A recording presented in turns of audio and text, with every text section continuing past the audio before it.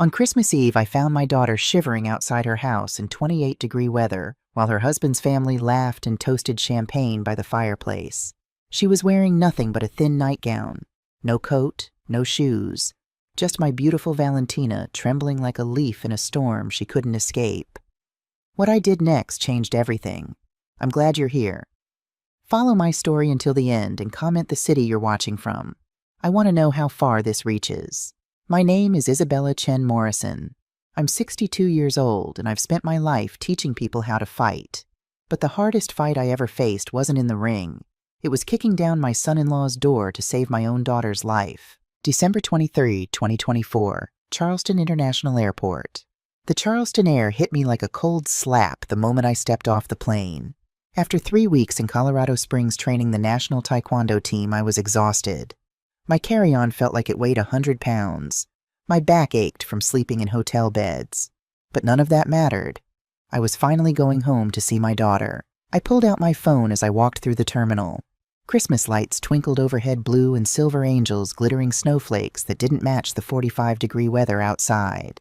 Families rushed past me, kids squealing with excitement, parents juggling shopping bags and suitcases. I tried calling Valentina again. It rang and rang and rang. Straight to voicemail. Again. My stomach twisted into a knot I couldn't untangle. This was the 4th day in a row she hadn't answered. 4 days of silence from a daughter who usually texted me 3 times before breakfast. I stared at our last conversation. 4 days ago, Tuesday morning. Valentina, Mom, I'm fine. Just tired. Don't worry. That was it. 7 words. No emoji. No love you. No rambling paragraph about what she was cooking for dinner or how the weather was turning cold. Just 7 words that felt wrong in every way. I'd raised this girl for 28 years. I knew her voice, the rhythm of her texts, the way she'd send me photos of sunsets and street cats and coffee cups with hearts in the foam. This wasn't her. This was someone else typing with her fingers. Maybe she's just busy, I told myself, shoving the phone into my coat pocket. Christmas preparations, decorating with Marcus, shopping for his family. But my gut, the same instinct that had kept me safe through years of competition and coaching, was screaming that something was wrong. I dragged my suitcase toward the exit, the wheels clicking against the airport tiles. The red scarf I'd knitted for Valentina poked out of my bag. I'd spent 3 months on it, working on it between training sessions, choosing the exact shade of crimson she loved.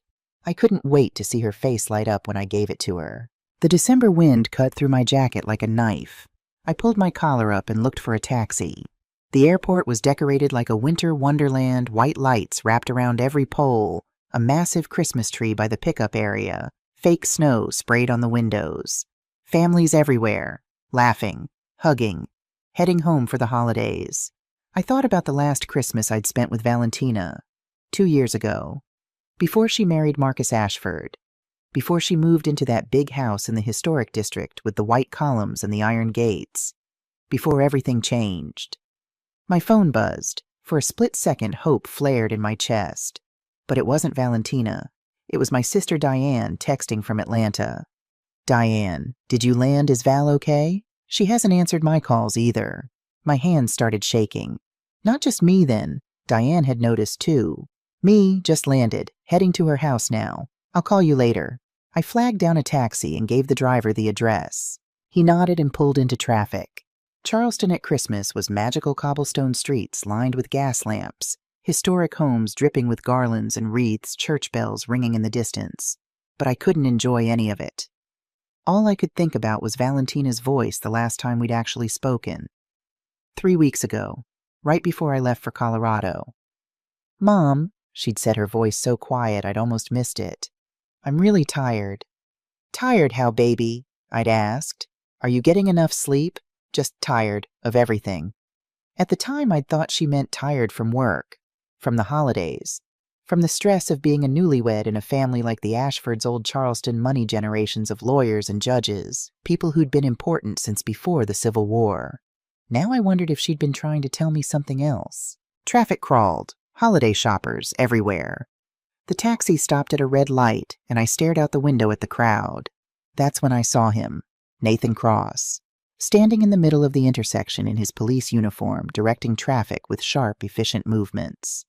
He looked good, older than the scrappy 15-year-old kid I'd pulled out of a street fight 18 years ago, but still recognizable. Same serious eyes, same quiet strength. I rolled down the window. "Nathan?" His head whipped around. For a second he didn't recognize me. Then his face broke into a smile. "Coach Morrison." He jogged over, adjusting his police cap. "You're back. Just landed, heading to see Valentina." The smile disappeared. Something flickered across his face. Concern maybe, or worry. His jaw tightened. "What?" I demanded, my heart already racing. "Nathan, what's wrong?" "Nothing, Coach. It's just—" He glanced back at the intersection, then leaned closer to my window. His voice dropped. "I've been on patrol in that neighborhood lately. The Ashford house. I've seen their lights on at all hours. And I've heard... things." "What things?" Shouting, crying. "I can't be sure, but—" He stopped himself, shaking his head. "It's not my jurisdiction. Domestic situations are tricky. But Coach, if something feels off when you get there, I'll call you," I said, my voice steadier than I felt. Nathan pulled a card from his pocket and handed it through the window. "My personal number's on the back, day or night. I mean it." The light turned green. Cars honked behind us. Nathan stepped back. "Take care of yourself, Coach. And take care of her." The Ashford house sat on a corner lot like a painting from a history book. 3 stories of white columns and black shutters. A wraparound porch with rocking chairs nobody ever sat in. Windows glowing warm and golden in the winter night. Perfect. Beautiful. Untouchable. I told the driver to drop me off a block away. I wanted to surprise them. Wanted to see Valentina's face light up when she opened the door and found me standing there. I grabbed my suitcase and started walking. My boots crunched on the sidewalk. Christmas decorations everywhere. Wreaths on doors, lights wrapped around magnolia trees, inflatable Santas bobbing in manicured lawns. The closer I got to the house, the louder the music became. "Hark the Herald Angels Sing" drifted through the night air. I could see shapes moving behind the curtains. People. A party. Good. Valentina loved parties. She was probably inside right now, laughing with Marcus's family, wearing one of those pretty dresses she always saved for special occasions. I left my suitcase on the porch steps and climbed up, my heart pounding with anticipation. Then I heard it. A cough, weak, barely audible over the music. I froze. "Valentina," another cough. Coming from the corner of the porch near a snow-covered planter full of dead poinsettias. I walked toward the sound, my boots echoing on the wooden planks. And that my daughter was curled up in an old rocking chair, shivering so violently I could hear her teeth chattering. She wore a thin gray nightgown, not even a robe, not even slippers. Her bare feet were blue. Her hair was damp from melted snow. Her lips had no color. "Valentina." I ran to her, my legs moving on instinct. Everything else disappeared, the music, the party, the warm lights from inside the house. There was only my daughter, frozen and alone on this porch while her husband's family celebrated Christmas without her. I ripped off my coat and wrapped it around her shoulders. Her skin was ice. Not cold. Ice. Like touching a body that had been left in a morgue. "Baby, look at me. Valentina, look at me." Her eyes fluttered open. Those beautiful brown eyes that used to sparkle when she laughed. Now they were empty. Hollow. Like all the light had been drained out of them. "Mom," her voice was barely a whisper. "You came?" "Of course I came, baby. Of course I came." I pulled her against my chest, trying to share my body heat. "What happened? Why are you out here? Where's Marcus?" She didn't answer, just trembled against me like a bird with a broken wing. I grabbed my phone with shaking hands and turned on the flashlight. That's when I saw them. Bruises. Dark purple marks on her upper arms, exactly the size and shape of fingerprints. Someone had grabbed her. Hard. Recently. My blood turned to ice. "Valentina, who did this to you?" "I'm sorry," she whispered. "I'm so sorry, Mom. I tried to be good. I tried so hard." "Good, baby, what are you talking about?" But before she could answer, a burst of laughter erupted from inside the house. Loud. Joyful. The sound of people having the time of their lives. I looked through the big picture window into the dining room. There they were, the whole Ashford family, sitting around a long table covered with food, roasted turkey, glazed ham, sweet potato casserole, cranberry sauce, wine glasses glinting under the chandelier. At the head of the table sat Marcus. My son-in-law.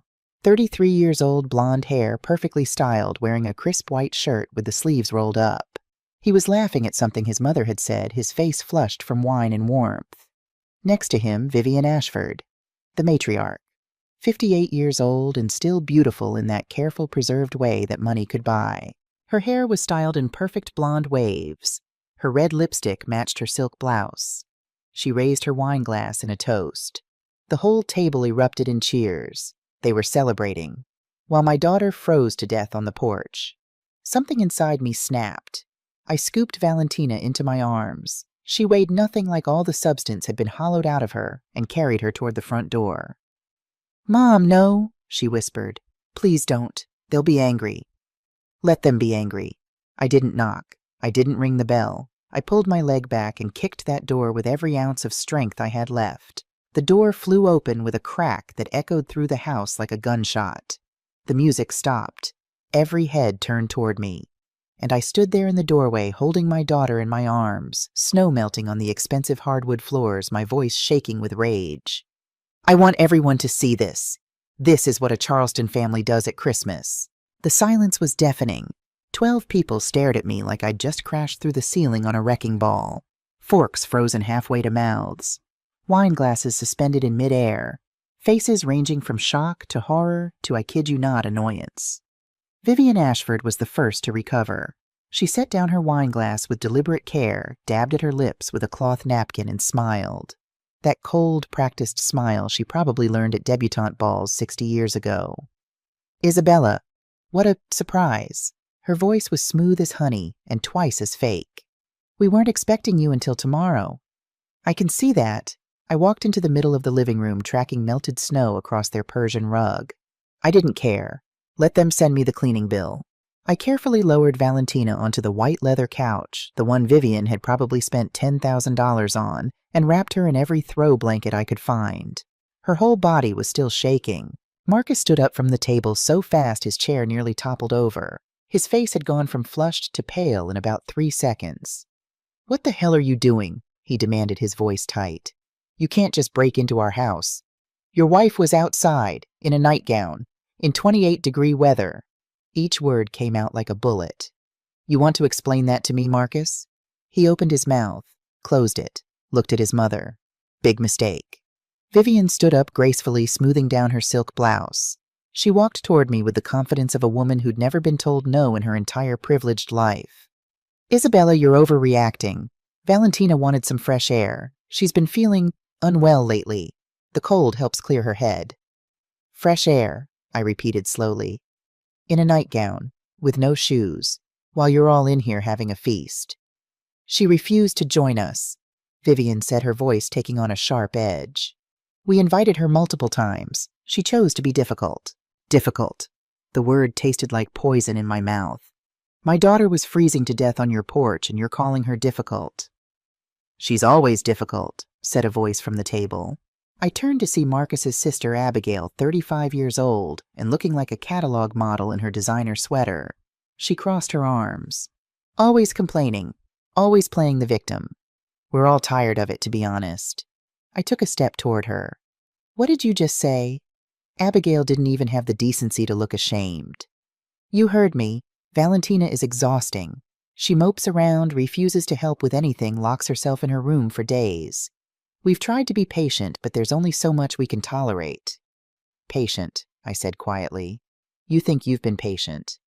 "We have been extremely patient." This came from Marcus's father, Harold Ashford. 70 years old, retired judge voice like gravel and ice. He dabbed at his mouth with a napkin and fixed me with a stare that had probably made witnesses crumble on the stand. "Your daughter has been through a difficult time, Isabella. We understand that. But she needs to learn that life goes on. Wallowing in self-pity helps no one." "A difficult time," I repeated. My hands were clenching into fists at my sides. "Is that what you call 4 miscarriages a difficult time?" The room went very, very quiet. Harold set down his napkin. "That's a private family matter." "Family?" I laughed, but there was no humor in it. "You call this a family?" I turned back to the couch where Valentina sat hunched over her face, hidden behind her damp hair. She looked like she wanted to disappear into the cushions. I knelt down in front of her and took her freezing hands in mine. "Baby, tell me the truth. Why were you outside?" Valentina's eyes filled with tears. "I asked for dinner. Just a plate. I was so hungry, Mom. I hadn't eaten since yesterday morning and I was so hungry." My heart stopped. "And," I whispered. "Vivian said," her voice broke. "She said that failures don't get to feast, that women who can't even carry a baby to term don't deserve to eat their food." And then Marcus locked the bedroom door from the outside. The room exploded. "That's a lie!" Marcus shouted, his face turning red. "She's making things up. She's mentally unstable, Mother. You know she is." "The door locks from the outside," said a quiet voice. Everyone turned. Ethan Ashford, Marcus's older brother, the only one at this table who hadn't said a word until now, stood up. He was 40 years old, a cardiologist, and he looked at his family with something like disgust. "I installed that lock myself, on Mother's request, 6 months ago." He looked directly at Vivian. "You told me it was for her own safety, after this incident." "Ethan, be quiet," Vivian hissed. "No." Ethan's jaw was set. "I won't be quiet anymore. I should have said something months ago." He turned to me. "Mrs. Morrison, your daughter tried to hurt herself 3 weeks ago. Pills. We found her in time, but it was close." The floor seemed to tilt under my feet. "Valentina," I whispered. She wouldn't look at me, just sat there crying silently, her shoulders shaking. "After that," Ethan continued, his voice hard, "Mother suggested we install a lock. For her protection," she said. "So she couldn't do it again." He paused. "But we've been locking her in even when there's no danger, when she misbehaves, when she causes drama, when she dares to disagree with Mother." "Ethan," Vivian's voice cracked like a whip, "you are betraying this family." "No, Mother. I'm telling the truth." Ethan looked at me with something like shame in his eyes. "I'm sorry, Mrs. Morrison. I should have called you weeks ago. I'm a coward. But I can't watch this anymore." Marcus was shaking his head, backing away from the table. "This is insane. You're all insane. Valentina is sick. She needs help. We were trying to help." I stood up and I swear to God Marcus flinched. Good. He should. "You call locking her in a room helping, you call leaving her outside in freezing weather, helping, you call starving her helping." "We fed her," Vivian snapped. "She gets 3 meals a day delivered to her room." "Show me the room," I said quietly. "Right now. Show me where you've been keeping my daughter." Vivian's face went pale. "I don't think—" "Show me the room." They led me upstairs to a bedroom at the back of the house. The guest room. Not the master suite that Marcus and Valentina were supposed to share. The guest room. Marcus unlocked the door from the outside with a key he kept on his key ring. The smell hit me first. Stale. Musty. Like the room hadn't been properly aired out in weeks. I stepped inside and my stomach turned. The room was cold, much colder than the rest of the house. A single twin bed with a thin comforter. No TV, no books, no pictures on the walls. The window had a lock on it. From the outside. In the corner sat a plastic tray with the remains of what might have been breakfast. A piece of toast. A glass of water. That was it. On the nightstand I found Valentina's phone. Dead. The charger was there, but it had been unplugged from the wall. "She kept trying to call people," Vivian said from the doorway, her voice defensive. "Bothering people with her problems. Seeking attention. We had to limit her contact." I turned around slowly. Very slowly. "You isolated her. You locked her up. You took away her phone. You fed her nothing but scraps." My voice was eerily calm. "Do you understand what you've done? Do you understand that this is torture?" "Oh, don't be so dramatic," Vivian scoffed. "She had food. She had shelter. She had medical care." "Did she—" I pulled out my phone and opened the camera. "Then you won't mind if I document all of this, for the doctors and the police." I started taking pictures. The room, the bed, the tray of food, the locks on the door and window. Marcus stepped forward, his hand outstretched. "You can't do that. This is our private property." "Touch me and see what happens," I said softly. He stopped. I kept taking pictures. Every detail, every piece of evidence. Behind me I heard Valentina crying. Not loud, dramatic sobs. Quiet, broken sounds that told me she'd learned to cry silently so no one would hear her. I finished photographing and turned back to Marcus and Vivian. They stood in the doorway like they owned the world, like they couldn't possibly face consequences for what they'd done. "I'm taking my daughter," I said. "Right now. Tonight." "You can't," Vivian said, her voice sharp. "She's Marcus's wife. He has legal rights. He has the right to be arrested." I pulled Nathan's card from my pocket. "I'm calling the police. Right now." "You do that," Marcus said, his voice suddenly cold and confident, "and I'll have her committed. I have documentation from 3 doctors saying she's mentally unstable, suicidal, a danger to herself. You take her out of this house and I'll have her in a psychiatric facility by morning.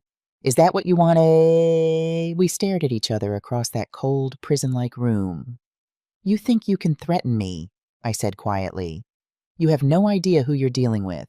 And you," Vivian said, stepping forward with that vicious smile, "have no idea who we are. The Ashfords have been in Charleston for 200 years.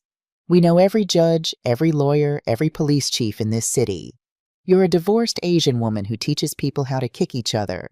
Who do you think they'll believe?" She said it like it was the most obvious thing in the world. I felt something hot and dangerous rise up in my chest. All those years of training, all those years of learning controlled discipline restraint. Every single one of those lessons fought against what I wanted to do right now, which was to put Vivian Ashford through the nearest wall. Instead, I smiled. Calm, cold, deadly. "You're right," I said softly. "The Ashfords have been in Charleston for 200 years. You know everyone." I pulled out my phone and started dialing. "But here's what you don't know. My sister Diane is a civil rights lawyer in Atlanta. She specializes in elder abuse and domestic violence cases, and she's very good at her job." The phone rang once, twice. "And Nathan Cross," I continued, watching their faces. "The cop I ran into tonight, he's been watching your house for weeks. He's heard things, seen things. He's already documenting everything." Diane picked up. "Bella, what's wrong?" I didn't take my eyes off Vivian. "Di, I need you to catch the first flight to Charleston tomorrow morning. I'm at the Ashford house. Valentina's been locked in a room, starved, isolated. I have pictures. I have witnesses. We're pressing charges." "I'll be on the 6 a.m. flight," Diane said immediately. "Get her out of there, now. I'll call the Charleston PD and brief them. Don't let them intimidate you." "Never," I said and hung up. The color had drained from Vivian's face. "You're bluffing," Marcus said, but his voice shook. "Try me." For a long moment, nobody moved. We stood there in that awful room, me on one side, the Ashfords on the other, and Valentina caught in the middle like she'd been for the past 3 years. Then Valentina spoke. Her voice was so quiet I almost missed it. "I want to leave with my mother." Marcus spun around. "Val, baby, please, don't do this. You're not thinking clearly." "I said I want to leave." Her voice was stronger now. She pushed herself up from where she'd been sitting on the bed. Her legs shook, but she stood. "I want to leave this house. I want to leave you. I want a divorce." The word hung in the air like a bomb waiting to explode. "You don't mean that," Marcus said, taking a step toward her. "You're upset. You're sick. You need help. I need to get away from you." Valentina's voice broke, but she kept talking. "All of you. You've made my life hell for 3 years. Every single day you made me feel worthless. Broken. Like I was some kind of defective product you were stuck with." "We never said that," Vivian protested. "You didn't have to." Valentina screamed, and everyone in that room jumped. I'd never heard my daughter scream before. Never. You said it with every look, every sigh, every time you talked about Marcus's cousins having babies and what a shame it was that I couldn't manage it. Every time you invited the whole family to dinner and left me locked in this room because I was too embarrassing to be seen. She was crying now, but she didn't stop talking. "I lost 4 babies. 4. Do you know what that feels like? To have a life growing inside you and then feel it die, to go through labor knowing you won't bring home a baby, to have people ask when you're going to start a family and have to smile and say soon because you're too ashamed to admit your body keeps killing them." "Valentina," Marcus reached for her. "Don't touch me." She jerked away from him so violently she hit the wall. "You don't get to touch me anymore. You don't get to tell me it's going to be okay. You don't get to promise we'll try again. I'm done." She looked at me with those broken, beautiful eyes. "Mom, please, take me home." I walked past Marcus and Vivian like they didn't exist. I put my arm around my daughter's shoulders and guided her toward the door. "You can't do this," Vivian said, her voice rising to something like panic. "Marcus, stop them. She's your wife." "Not for long," I said over my shoulder. We made it to the stairs before Marcus grabbed my arm. "Big mistake. I'm 62 years old. I've been training in Taekwondo since I was 15. I've competed in international tournaments. I've taught hundreds of students. I know exactly how much pressure to apply to make someone let go without breaking anything." I twisted Marcus's wrist in a precise movement that made him yelp and release me immediately. "Touch me again," I said quietly, "and I'll have you arrested for assault." We kept walking. Behind us, I heard Vivian on the phone. "Jonathan, it's Vivian Ashford. I need you to call Judge Whitmore immediately. We have a situation." Let them make their calls. Let them activate their precious network of old money and older connections. I'd been fighting bullies my whole life. These people didn't scare me. We made it to the front door. I grabbed my coat and Valentina's, the one I'd brought as a Christmas gift, and wrapped it around her shoulders. "Mrs. Morrison," I turned. Ethan stood at the top of the stairs. He looked down at us with an expression I couldn't quite read. Shame, maybe, or regret. "I'm sorry," he said, "for not doing something sooner, for being a coward." I nodded once. "Make it right. Testify when the time comes." "I will." We stepped out into the cold December night. The Christmas decorations suddenly looked garish and fake. The sound of Silent Night drifting from a neighbor's house felt obscene. I pulled out my phone and called Nathan. He answered on the first ring. "Coach, I need you, now. The Ashford house. And Nathan." My voice was shaking. "Bring an ambulance." Charleston General Hospital, 11:45 p.m. Nathan arrived with 2 other officers and an ambulance within 10 minutes. I have no idea what strings he pulled or what rules he bent, but I didn't ask. I just held Valentina while the paramedics checked her vital signs. "Body temperature is 94 degrees, one of them said into his radio. "Possible hypothermia. Patient is responsive but showing signs of malnutrition and dehydration. We're transporting to Charleston General." They wrapped Valentina in heated blankets and loaded her into the ambulance. I climbed in beside her, holding her hand the whole way. The Ashfords stood on their porch, watching us leave. Vivian had her phone to her ear. Marcus looked like he'd seen a ghost. Good. Let them be scared. At the hospital, they rushed Valentina into the ER. Doctors and nurses swarmed around her, checking vitals, starting IVs, asking questions I couldn't always answer. "How long has she been without proper nutrition?" "I don't know. Weeks, maybe." "Has she been taking her antidepressants?" "I didn't know she was on antidepressants." "Does she have any history of self-harm?" I wanted to scream. I wanted to tell them I didn't know because I'd been busy with work, busy with my career, busy with everything except being there for my daughter when she needed me most. But all I said was, "Please help her." They let me sit beside her bed once they'd stabilized her. She looked so small under all those blankets and wires. My beautiful, vibrant daughter who used to dance in the kitchen while cooking dinner, who used to send me pictures of flowers she found on her morning walks, who used to laugh at stupid jokes and cry at sad movies and love so fiercely it scared me sometimes. When had she become this fragile ghost? I held her hand and cried for the first time that night. Really cried. Not angry tears or frustrated tears, just deep, wrenching sobs that came from a place I didn't know existed. I'd failed her. I'd let her marry into that family. I'd believed them when they said they'd take care of her. I'd chosen my career over seeing the warning signs. "I'm sorry," I whispered. "Baby, I'm so sorry." Valentina's eyes fluttered open. "Mom." "I'm here, sweetheart. I'm right here. Don't leave me." "Never." I squeezed her hand. "Never again. I promise." A doctor came in, Dr. Singh, according to her badge. She had kind eyes and a no-nonsense manner. "Mrs. Morrison, can I speak with you for a moment?" We stepped into the hallway.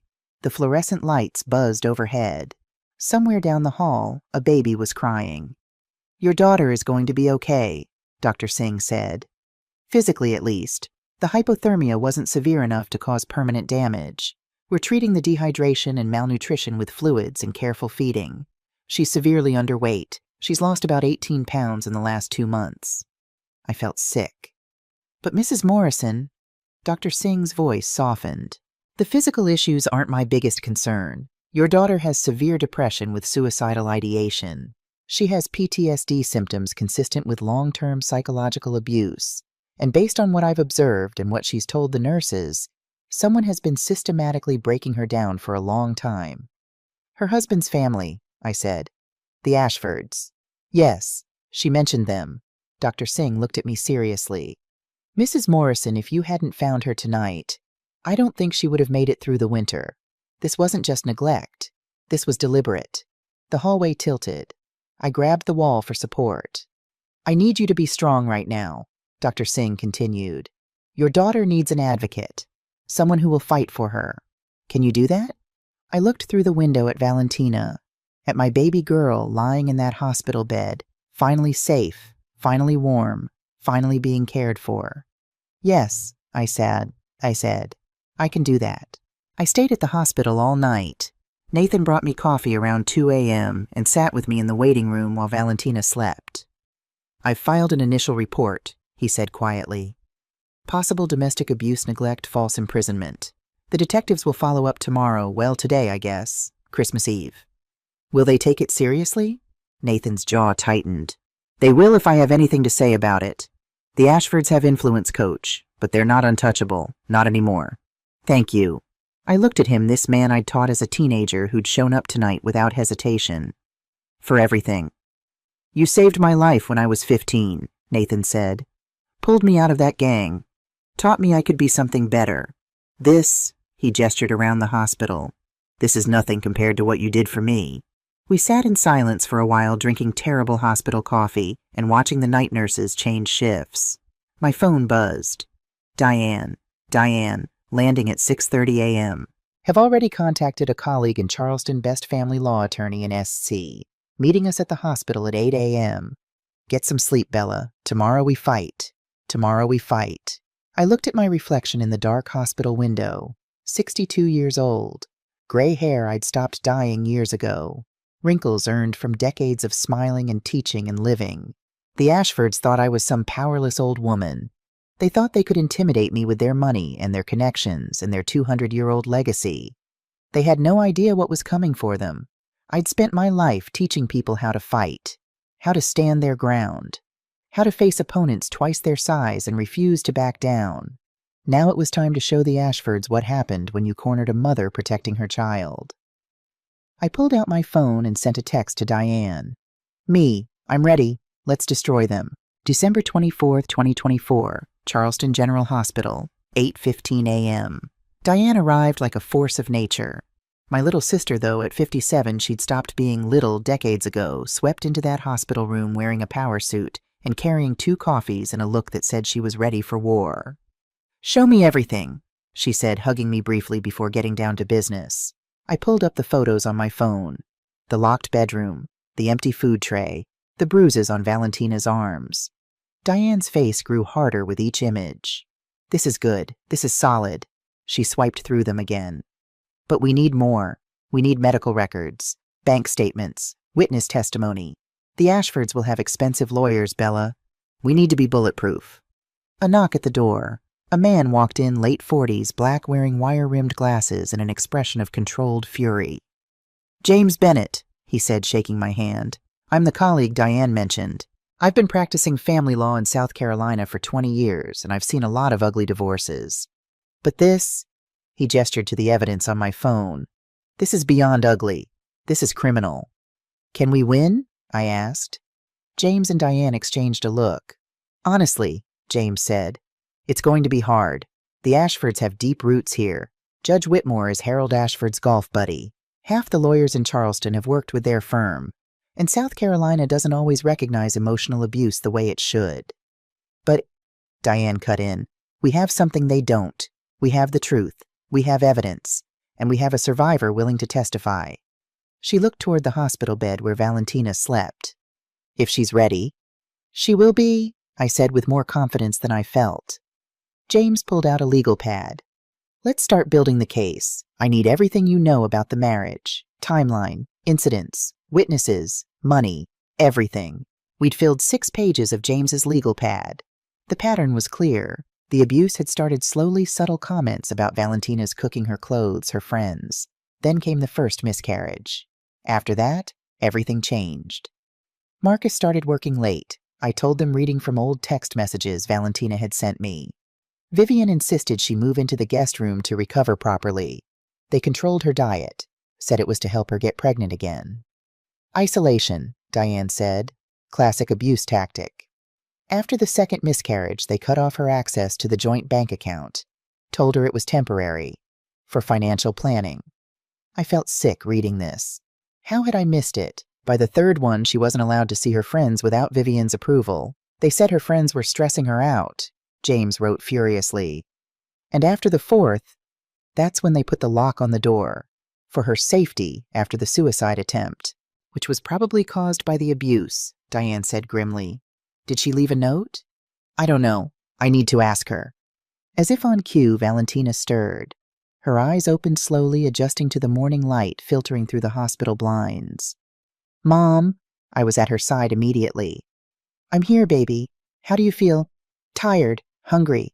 She looked at Diane and James with confusion. This is your Aunt Diane and Mr. Bennett. They're lawyers. They're going to help us. Fear flickered across Valentina's face. Help us with what, With making sure Marcus and his family never hurt you again, Diane said gently. But only if you want our help, sweetie. Only if you're ready. Valentina was quiet for a long moment. Then she pushed herself up in the bed, wincing as the IV tugged at her arm. I want them to pay, she said softly. I want everyone to know what they did. I don't want anyone else to go through what I went through. James leaned forward. Valentina, I need to be honest with you. This is going to be hard. The Ashfords will fight back. They'll try to discredit you. They'll say you're unstable, that you're lying, that you're just a bitter ex-wife. Can you handle that? I've been handling their lies for 3 years, Mr. Bennett. Valentina's voice was stronger now. At least this time I'll have people who believe me. December 26, 2024. My apartment. I'd rented a small 2-bedroom apartment near the Olympic Training Center years ago and barely spent time in it. Now it became our war room. Diane had extended her stay through New Year's. James stopped by every day with updates. Nathan came by on his days off. And Valentina slowly started to look like herself again. She'd gained 4 pounds. The color was coming back to her cheeks. She'd started painting again, something she hadn't done since college. Abstract pieces full of dark blues and grays, but with splashes of red and gold breaking through. It's therapeutic, she said when I asked about it. Dr. Chen says creating art helps process trauma. Dr. Sarah Chen was the therapist Nathan had recommended. A Chinese-American woman in her 50s who specialized in abuse survivors and understood the cultural complexities of our situation. Your mother blames herself, Sarah had told me during our first family session. And you blame yourself. We need to redirect that blame to where it belongs on the abusers. Now, 2 days after Christmas, we sat around my small kitchen table sorting through evidence. I found something, Nathan said, walking in with a manila folder. He looked exhausted. He'd been working double shifts, but spending his free time investigating. 3 former housekeepers who worked for the Ashfords, all fired within the last 5 years, all willing to talk. James looked up sharply. All three, I interviewed them yesterday. Nathan opened the folder. Maria Rodriguez worked there for 2 years, says Vivian hit her once for breaking a vase. Maria didn't report it because she needed the job. She's undocumented. We can't use that testimony if she's undocumented, James said. Too risky for her. I know, but Linda Washington is documented. She worked there for 18 months. She says she witnessed Vivian verbally abusing Valentina multiple times. Called her the failure, the broken one. Linda quit when Vivian demanded she start locking Valentina's food in the pantry. I felt my blood pressure rising. When was this? 8 months ago, right after the 3rd miscarriage. Valentina had gone very still. Her hands were clenched in her lap. There's more, Nathan continued carefully. I tracked down Marcus's ex-girlfriend, Sophia Laurent. She lives in Savannah now. I remember her, Valentina said quietly. Marcus dated her before me. He never talked about her. That's because the relationship ended badly. Nathan pulled out a statement. Sophia agreed to give testimony. She says Marcus was controlling and emotionally abusive. He isolated her from friends, controlled her money, monitored her phone. When she tried to leave, he threw her passport in the fireplace. The room went silent. "That's destruction of property," James said. "That's illegal." She didn't report it. She was terrified. She just fled to Georgia and started over. Nathan looked at me. "But she's willing to testify now. She wants to help Valentina." "It establishes a pattern," Diane said, already making notes. "Marcus has a history of abusive behavior. This isn't an isolated incident." "There's one more thing." Nathan hesitated. "I found sealed medical records from 1985. Vivian Ashford had 2 late-term miscarriages, both at around 7 months. She sued her OB/GYN for malpractice." I sat back in my chair. So she's projecting. She went through the same trauma, and instead of having compassion for Valentina, she blamed her for it, Diane finished. Classic cycle of abuse. "Can we use those records?" I asked. James shook his head. "They're sealed. If we introduce them illegally, the whole case gets thrown out and Nathan could lose his badge." "Then we don't use them," I said, firmly looking at Nathan. "I won't let you risk your career." "We'll find another way," James agreed. "We have enough. 3 housekeepers, an ex-girlfriend, a doctor brother who'll testify, medical records from the hospital, photographic evidence. It's building." Valentina's therapy sessions were helping. I could see the change in her, small at first, then growing. The way she held her head higher. The way she didn't apologize for taking up space anymore. Dr. Chen had asked me to join today's session. "Valentina's been doing excellent work," Sarah said. "But there's something we need to address. Isabella, your daughter, feels tremendous guilt about the fact that you've put your life on hold for her." "I haven't put my life on hold," I protested. "I'm exactly where I need to be." "You canceled the training camp in Colorado," Valentina said softly. "You've been staying in Charleston instead of traveling. You've been sleeping on that uncomfortable couch so I can have the bedroom. Mom, you're 62. You shouldn't be—" "Stop," I said firmly. "Valentina, look at me. Look at me." She did. Those brown eyes, so much like her father's. "When you were born, I said I held you in the hospital, and I made a promise. I promised I would always protect you. Always. No matter what."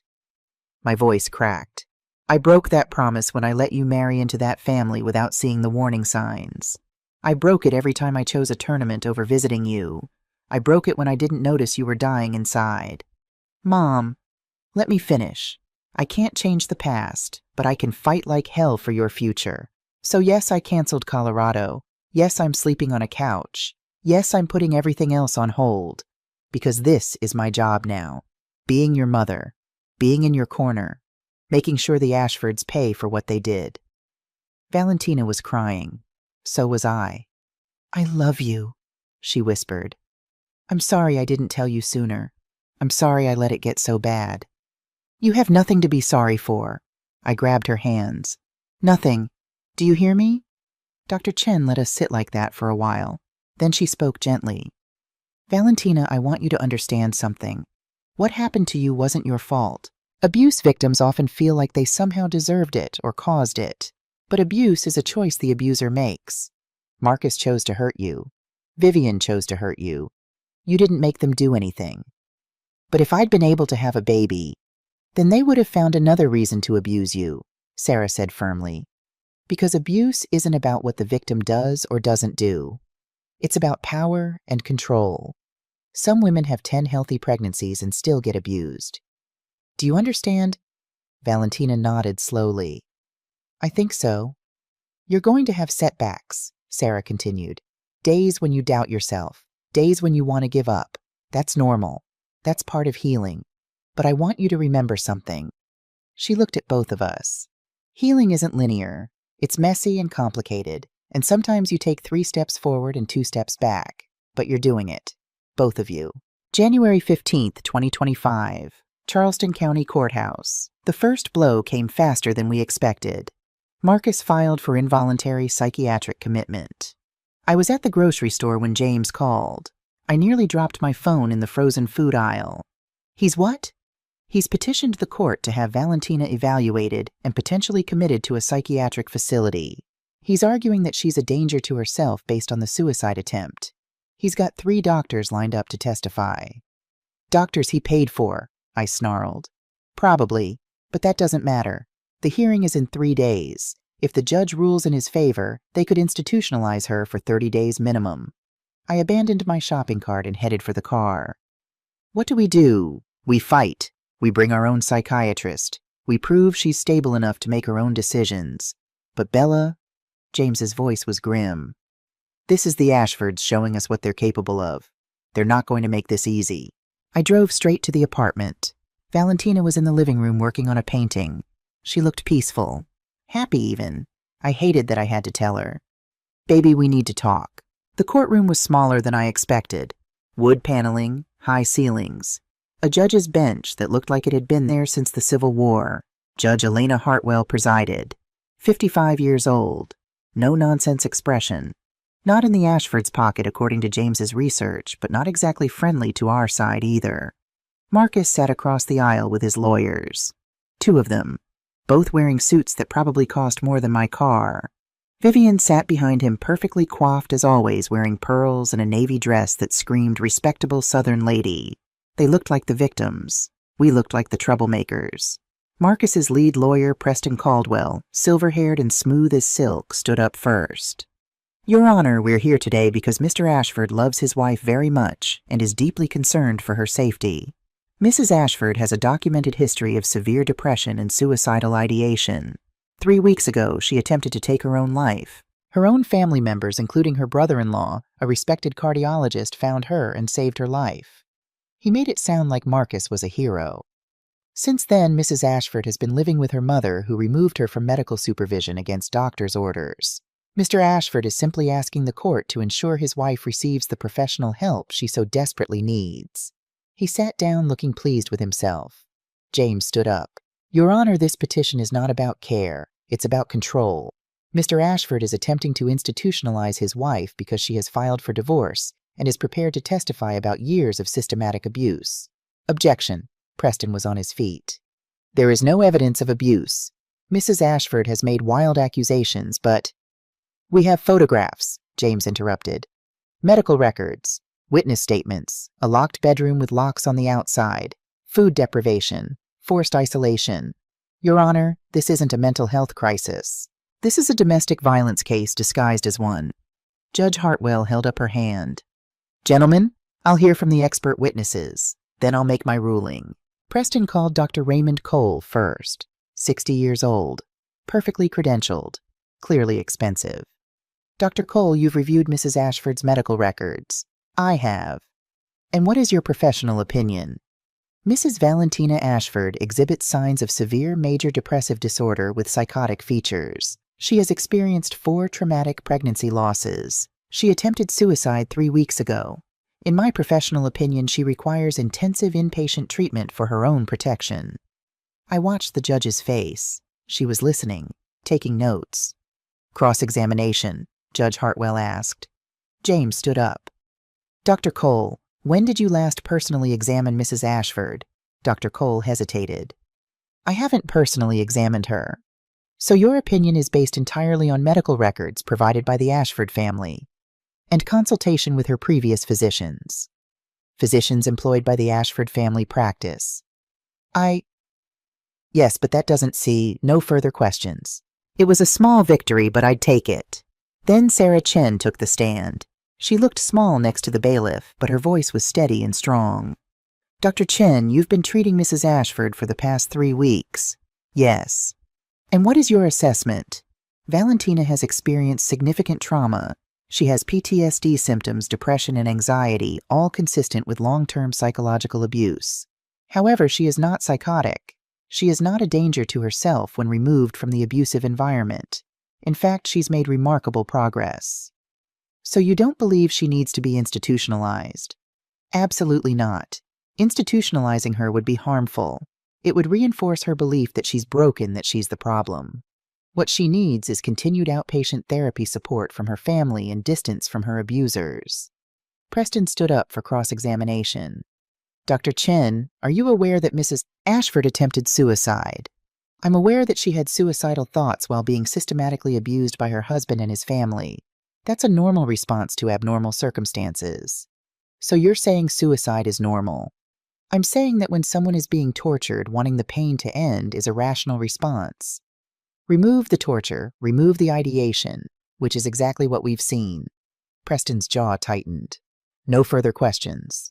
Judge Hartwell took a 30-minute recess. It felt like 30 hours. When she came back, her face was unreadable. I've reviewed all the evidence and testimony presented today. This is a difficult case because both sides raise valid concerns. Mr. Ashford is correct that his wife has experienced significant mental health challenges. However, Dr. Chen makes a compelling argument about the environmental factors contributing to those challenges. My heart was pounding so hard I thought everyone could hear it.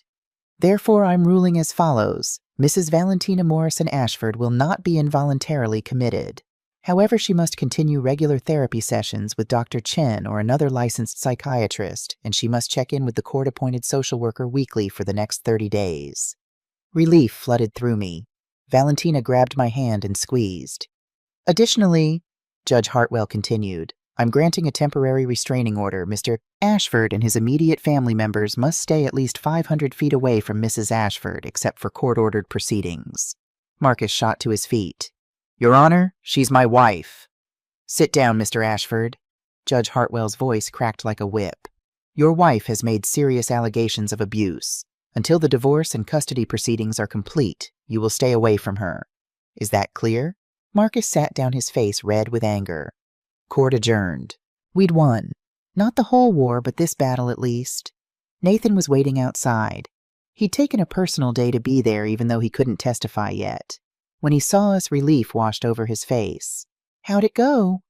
We won, Valentina said and smiled. A real smile. The first genuine one I'd seen from her in weeks.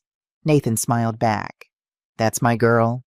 There was something in the way he looked at her. Something soft and careful and full of an emotion I recognized. Oh. Nathan was in love with my daughter. I filed that away to think about later. We should celebrate, Diane said. Nothing fancy, just dinner, something normal. Normal sounds perfect, Valentina said.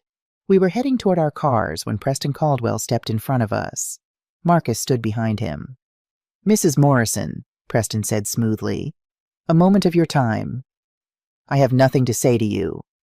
Perhaps Mr. Ashford does. Preston stepped aside. Marcus looked terrible. His perfect hair was disheveled. His eyes were bloodshot. He'd lost weight. Good. Valentina, he said, his voice breaking. Please, can we talk just 5 minutes? No, Valentina said. The judge said you have to stay away from me. I love you. I know I made mistakes, but I love you. Please, baby, don't do this. Don't throw away our marriage. You threw it away, Valentina said quietly, when you locked me in that room. Marcus's face crumpled. I was trying to protect you. I was scared you'd hurt yourself again. I didn't know what else to do. You could have taken me to a hospital. You could have called my mother. You could have treated me like a human being instead of a problem to be hidden away. Valentina's voice was steady, but I could see her hands shaking. You don't get to use love as an excuse for abuse, Marcus. That's not how love works. Valentina, Nathan stepped between them. The lady said no. Back up. For a moment I thought Marcus might do something stupid. His hands clenched into fists. His jaw worked. Then Vivian appeared, placing a manicured hand on her son's arm. Come along, Marcus. These people aren't worth it. She looked at me with pure venom. This isn't over, Isabella. You think you've won something today, but all you've done is make an enemy of the wrong family. Good, I said. I'd hate to make an enemy of the right family. Where's the challenge in that? Vivian's smile was cold as ice. You'll regret this. The only thing I regret is not kicking down your door sooner. We left them standing there in the courthouse parking lot, looking like what they were, bullies who'd finally met someone willing to fight back. January 20th, February 14th, 2025. The next 3 weeks were a blur of legal preparation. James filed for divorce with cause emotional abuse, financial abuse, false imprisonment. He filed for a restraining order. He filed for damages. The Ashfords fought every single motion, but we kept gathering evidence. Nathan brought us bank records showing that Marcus had drained their joint account 6 months ago, $120,000 gone, moved to an offshore LLC, money that was supposed to pay for IVF treatments. He told me insurance denied coverage, Valentina said, staring at the statements. He said we couldn't afford another round, so I gave up. I stopped trying. He lied, I said gently. He took your money and he lied. Sophia Laurent flew up from Savannah to give her deposition. She sat in James's office and told her story, 2 years of psychological torture disguised as romance. He started small, she said. Comments about my weight, my clothes, my friends. Then he wanted to know where I was every minute, who I was with, what I was doing. When I complained, he'd say, "I'm just showing you I care. Don't you want me to care?" It was textbook abuse, and it proved Marcus had done this before. Linda Washington, the former housekeeper, came forward too. She sat in my apartment and told us things that made me want to break something. I'd hear Mrs. Valentina crying through the door, Linda said, sometimes for hours. I'd ask Mrs. Vivian if I should check on her. She'd say, "Leave her. She needs to learn that tantrums don't get rewarded." Tantrums, Diane repeated flatly. She called grief over miscarriages tantrums. Yes, ma'am. And when Mrs. Valentina stopped coming out of her room, Mrs. Vivian told me to start leaving food trays outside the door. Said we were feeding her prison style until she learned to behave. I had to leave the room before I said something I'd regret. Nathan showed up at the apartment on Valentine's Day with flowers. Not for me, for Valentina. "These are from the team at the precinct," he said, handing her a bouquet of pink roses. "Everyone wanted you to know we're rooting for you." Valentina's eyes filled with tears. "Tell them thank you." "I will." They stood there in my tiny living room, and I suddenly felt like I was intruding on something private. "I'm going to check the mail," I announced, grabbing my coat. "Mom, the mail already came." "Then I'm going to check it again, very thoroughly." I left them alone. When I came back 20 minutes later, having actually just walked around the block to give them space, they were sitting on the couch, talking quietly. Not touching, but closer than they'd been. Progress. James called an emergency meeting. "I found something," he said, spreading papers across my kitchen table. Or rather, my paralegal found something. Marcus has been planning this divorce for a while. "What do you mean?" "He filed preliminary paperwork 6 months ago, before Christmas, before Isabella found Valentina. He was going to divorce her on his terms." Diane leaned forward. "What terms?" "He wanted to have her declared mentally incompetent, get power of attorney, put her in a facility, then divorce her while she was institutionalized and unable to fight back." James pointed to a document. "He'd have gotten everything. The house, the money, everything. And Valentina would have been left with nothing and no way to prove what they'd done to her." The room went silent. "He was going to lock her up forever," Valentina whispered. "He was going to make me disappear." I felt rage like I'd never felt before. Pure, white-hot, consuming. "Can we use this?" I asked through gritted teeth. "Absolutely," James said. "This proves premeditation. This proves he knew she wasn't actually incompetent. He just wanted to make her appear that way. This changes everything." Nathan came over late one night. He looked exhausted but excited. "I found another victim," he said. "Marcus's college girlfriend, Rebecca Winters. She lives in Charleston, has the whole time. I don't know how we missed her." "What did she say?" "She said Marcus was obsessive, controlling. When she tried to break up with him senior year, he stalked her, showed up at her dorm, her classes, her job. She finally got campus security involved and he backed off, but she was so scared she transferred schools." "Will she testify?" "Yes, and she kept everything. Emails, text messages, photos he took of her without permission. She's been holding on to it for 12 years, waiting for someone to believe her." Diane looked up from her laptop. "That's 3 women with the same story. 3 different relationships. Same pattern of abuse. Jurors love patterns." "There's one more thing," Nathan said. "Rebecca mentioned that Marcus's father knew. Harold knew his son was stalking her. She went to him for help, and Harold told her if she didn't drop it, he'd make sure she never got a job in South Carolina again." "Witness intimidation," James said immediately. "That's a crime.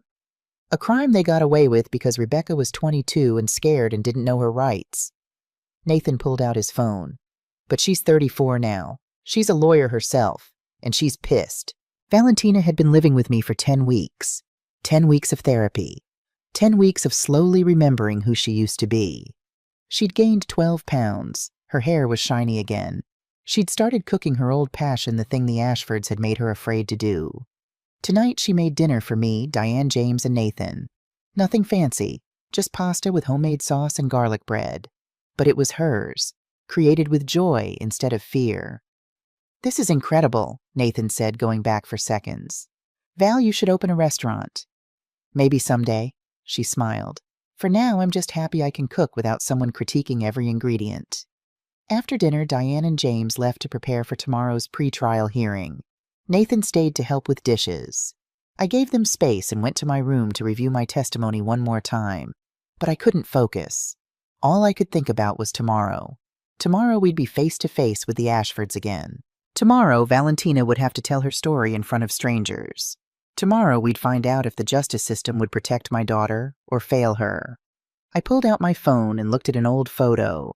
Valentina at 8 years old, missing her front teeth, wearing a taekwondo uniform 3 sizes too big. She'd insisted on taking lessons like Mom. She'd been so brave, so fierce. She was still that girl. She'd just forgotten for a while. Tomorrow we'd remind the world. The courtroom was packed. Apparently our case had attracted media attention. "Prominent Charleston family faces abuse allegations," read the headline in the Charleston Post. I sat behind James and Valentina. Nathan was in the gallery in uniform. He'd traded shifts to be here. Diane sat on my other side, radiating protective energy.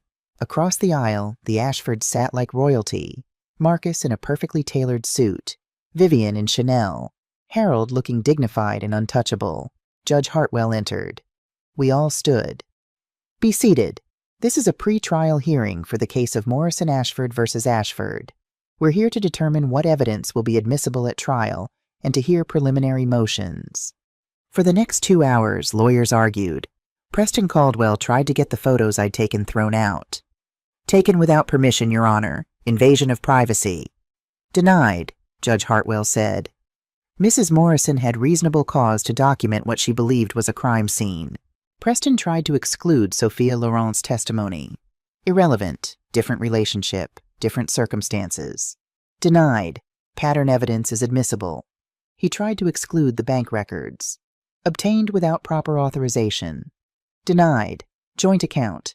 Mrs. Ashford had every right to review those records. Preston was losing, and he knew it. Finally, Judge Hartwell turned to James. "Mr. Bennett, your client wishes to testify." "Yes, Your Honor." "Mrs. Ashford, please take the stand." This wasn't the trial. This was just a pre-trial hearing. But Judge Hartwell wanted to assess Valentina's credibility before deciding how to proceed. Valentina stood up. She wore a simple navy dress. No makeup except a little mascara. Her hands shook as she took the oath. "Do you swear to tell the truth, the whole truth, and nothing but the truth?" "I do." She sat down. James approached her gently. "Valentina, I'm going to ask you some difficult questions. Take your time. If you need a break, just let me know." She nodded. "Tell us about your marriage to Marcus Ashford." Valentina took a deep breath. "At first it was good. Marcus was charming, attentive. He made me feel special. But after the first miscarriage, things changed." "How so?" "He stopped touching me, stopped talking to me, really. His mother started coming around more, making comments about my health, my diet, my stress levels, like it was my fault I'd lost the baby." "Did anyone say it was your fault?" "Not directly, but Vivian would say things like, 'My mother had 5 healthy pregnancies. I had 3. It must be difficult for you not having good genes.'" A murmur went through the courtroom. "After the second miscarriage, Marcus moved me into the guest room. He said it was temporary. That was 2 years ago." "You never shared a bedroom with your husband again?" "No." "What about the 3rd and 4th miscarriages?" Valentina's voice dropped. "The 3rd one happened at 16 weeks. I had to deliver the baby. A boy. We'd already picked out names. Had a nursery ready. Marcus didn't come to the hospital. He said he couldn't handle it. Vivian came instead. She told me to stop crying. Said I was making a scene. I watched Marcus across the aisle. He was staring at his hands. After that, they started controlling everything. My food, my phone, my access to money. They said it was to reduce my stress, but it felt like they were erasing me." "The 4th miscarriage." "Happened at home. I was 12 weeks. I called Marcus. He said he'd come home after his meeting. He didn't come home until 9 p.m. By then it was over. A tear rolled down her cheek. I cleaned it up myself. The blood. Everything. I cleaned it up so he wouldn't have to see it. The courtroom was silent. Even Preston looked uncomfortable. After that I wanted to die, Valentina said simply. Not dramatically, not as a cry for help. I just wanted to stop existing, because existing hurt too much. Did you tell anyone how you felt? I tried to tell Marcus. He said I was being manipulative, that I was using suicide threats to control him. Were you? No, I was just drowning, and nobody would throw me a rope. Then what happened? I took pills. Not enough to die, I don't think. I just wanted to sleep, to not feel anything for a while. Ethan found me. He's a doctor, he knew what to do. They didn't call 911. They handled it at home. And then they put a lock on my door. On the inside or outside? Outside. Were you ever locked in against your will? Yes, many times. If I argued with Vivian, if I didn't want to attend family dinners, if I was ungrateful, sometimes for days. Preston stood up. Objection, Your Honor. This is a pre-trial hearing, not the actual trial. How long are we going to allow this testimony? Judge Hartwell looked at him coldly. As long as it takes Mr. Caldwell. Sit down, James continued. Valentina, tell us about Christmas Eve. I asked for dinner. I'd been in my room for 2 days. I was so hungry. Vivian said no, said I hadn't earned it. I begged. She laughed. Marcus locked the door. I thought if I went outside, stayed quiet, maybe they'd let me back in eventually. I climbed out the window. It was so cold. I thought I could wait them out. But your mother found you. My mother saved me. Valentina looked directly at me. She kicked down their door. She carried me out. She saved my life. Judge Hartwell called both lawyers to her chambers. We waited in the hallway for 45 minutes. When they came out, James was smiling. The judge is fast-tracking the trial, 3 weeks from now, and she denied all of Preston's motions to exclude evidence. We're going to trial with everything. We'd done it. We'd cleared the first major hurdle. There's one more thing, James said. The judge wants to see you, Isabella. I followed James into the chambers. Judge Hartwell sat behind her desk, looking tired. Mrs. Morrison, I want to be very clear about something. What you're about to face is going to be ugly. The Ashfords will attack your character. They'll say you're a controlling mother. They'll bring up your career, your divorce, every mistake you've ever made. Are you prepared for that? Yes, Your Honor. Good, because I'm going to allow this case to proceed. But I need to know that your daughter has the support to get through it. Abuse cases are hard on survivors. The re-traumatization can be significant. She has me, I said. She has her aunt. She has her therapist. She has Nathan. The police officer, yes, he's been helping with the investigation. Judge Hartwell studied me. Is there anything romantic there? Not yet, but I think there might be, someday. Make sure it doesn't compromise his testimony. It won't. Nathan's one of the most honorable men I know. Judge Hartwell nodded. Then good luck, Mrs. Morrison. You're going to need it. If you're just joining us, here's where we are. I found my daughter Valentina freezing on her husband's porch on Christmas Eve. For 3 years, Marcus and his family, the powerful Ashford dynasty of Charleston, had been systematically destroying her through psychological abuse, isolation, and neglect. We've gathered evidence. We've survived their attempts to have her committed. And now we're 3 days away from trial. The Ashfords think their money and connections will save them. They're wrong. March 27th, 2025, Charleston County Courthouse, 9:00 a.m. The courthouse steps were packed with reporters. Camera flashes exploded like fireworks as we approached. Microphones thrust toward us like weapons. Mrs. Morrison, do you think you can win against the Ashford family? Valentina, how do you respond to allegations that you're mentally unstable? Is it true you're seeking $10 million in damages? Nathan and 2 other officers formed a protective barrier around us. James led the way, his briefcase held like a shield. Diane walked beside Valentina, her arm around my daughter's shoulders. I brought up the rear, my head high, my jaw set.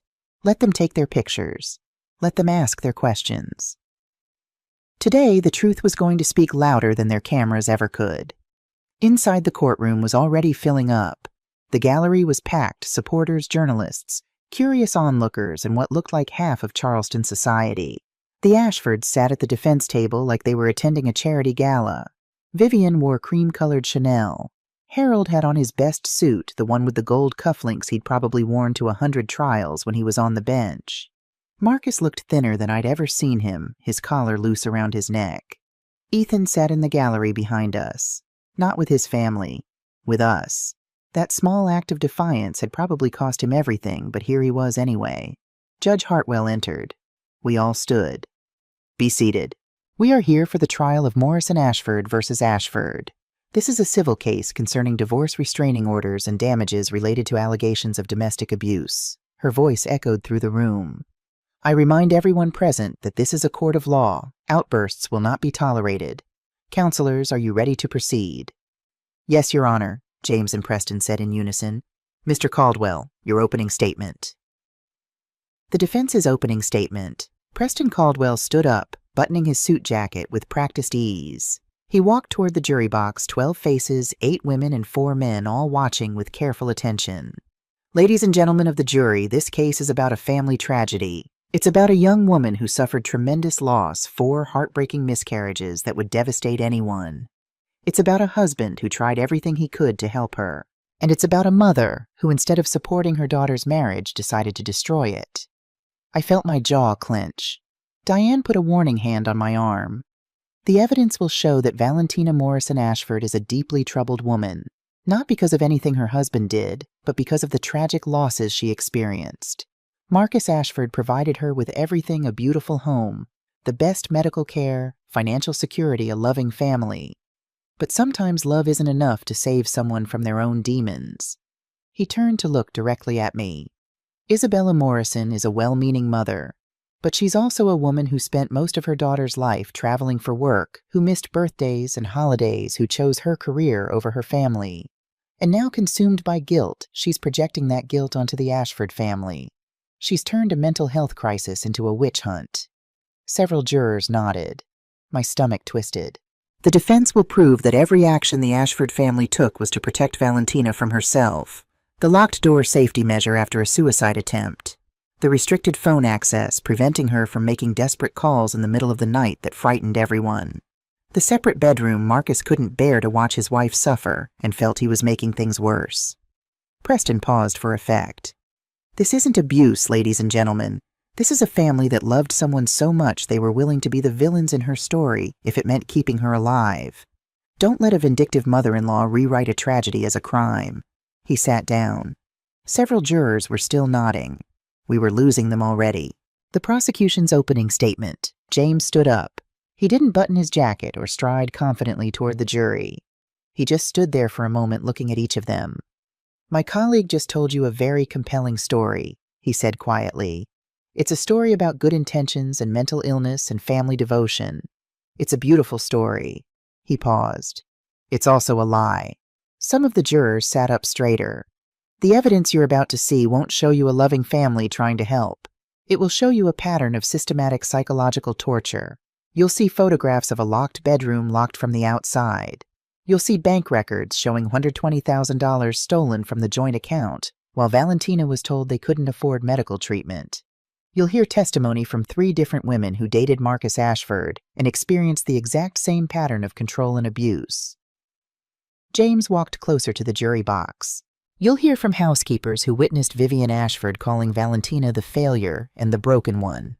From a doctor, Marcus's own brother, who installed that lock and is horrified by how it was used. From a police officer who responded to the scene and documented injuries consistent with restraint and neglect. He turned to look at Valentina. And you'll hear from Valentina herself. A woman who isn't crazy or vindictive or manipulative. Just someone who survived hell and is brave enough to say so out loud. James faced the jury again. The Ashfords want you to believe that love looks like locks and isolation and starvation. That protection means taking away someone's phone, their money, their freedom. That family means leaving someone outside in freezing weather because they asked for food. His voice hardened. That's not love. That's not protection. That's not family. That's abuse. And by the end of this trial, you'll know it beyond any doubt. He sat down. The jury wasn't nodding anymore. They were listening. Day 1, medical testimony. Dr. Singh from Charleston General took the stand first. She walked through Valentina's condition when she arrived. Body temperature of 94 degrees Fahrenheit, 2 degrees shy of severe hypothermia, severe dehydration, malnutrition, multiple bruises in various stages of healing. In my 15 years as an emergency physician, I've seen dozens of abuse cases. Mrs. Ashford's presentation was textbook. Preston tried to poke holes. Couldn't the bruises have been from falling, from clumsiness due to her mental state? The bruising pattern was inconsistent with falls. They were finger-shaped. Someone grabbed her, multiple times, with significant force. But you can't say who grabbed her. No, but I can say that someone did, repeatedly. Sarah Chen testified next about Valentina's psychological state. When I first met Valentina, she exhibited signs of complex PTSD, severe depression, and learned helplessness. She apologized constantly for breathing too loud, for taking up space, for existing. That's not mental illness. That's what happens when someone is systematically taught they're worthless. Objection, Preston stood. Speculation. Overruled, Judge Hartwell said. Dr. Chen is testifying as an expert witness. Continue. In the 3 months since leaving the Ashford home, Valentina has made remarkable progress. She's engaged in life again. She's painting, cooking, building relationships. If she were inherently mentally ill, as the defense suggests, that progress wouldn't be possible without intensive medication. But she's not on any psychiatric medication except a mild anti-anxiety medication as needed. Preston leaned forward. So you're saying environment alone caused her suicide attempt? Yes. Remove the toxic environment, remove the ideation. It's that simple. Day 2, pattern evidence. Sophia Laurent flew in from Savannah. She was 32, poised and clearly terrified. But she took the stand anyway. Tell us about your relationship with Marcus Ashford, James said gently. We dated for 2 years in my late 20s. At first he was charming, romantic, but gradually he became controlling. He wanted to know where I was every minute, who I was with, what I was wearing. Did he ever hurt you physically? No, but he hurt me in other ways. He'd go through my phone, my emails. He opened a credit card in my name without telling me. When I confronted him, he said he was just taking care of finances for us. How did the relationship end? Sophia's voice dropped. I tried to break up with him. He didn't take it well. He showed up at my apartment at 3 a.m., pounded on the door, screamed that I was making the biggest mistake of my life.